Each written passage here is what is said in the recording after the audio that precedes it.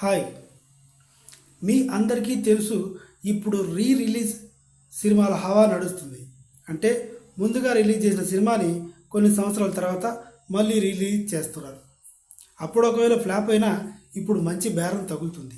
అలాగే ఏ మాయ చేశావే అనే కళాఖండాన్ని రిలీజ్ చేస్తున్నారు. కానీ రిలీజ్ అయినా సరే ఓ ఫంక్షన్ చేసేసి మళ్ళీ కొత్త సినిమాకి ఎలాగైతే చేస్తారో అలాగే ఆ టెక్నీషియన్స్ దాంట్లో నటించిన వాళ్ళు వచ్చి చేస్తారు. కాబట్టి ఏ మాయ చేసేవే సినిమాకి సమంత వస్తుంది. సమంత నాగ చైతన్య ఇద్దరు పక్క నుండి స్పీచ్ ఇస్తారు అంటూ వార్తలు వస్తున్నాయి. నిజానికి సమంత రావట్లేదు. ఎందుకంటే మన తెలుగు సినిమాల్లో హీరోయిన్స్కి ప్రిఫరెన్సే ఉండదు. ఓ బొమ్మ లాంటిది అలా పెట్టుకుంటాం, ఆ బొమ్మతో కాసేపు చూసుకొని పక్కన పెట్టేస్తాం. ఇప్పటికీ అదే ఎప్పటి నుంచో కూడా. కాబట్టి ఈ ఈవెంట్ జరిగినా కూడా సినిమా టీం మాత్రమే వస్తుంది, సమంత తప్ప అందరూ వస్తారు. సమంత ముంబైలో ఉంటుంది.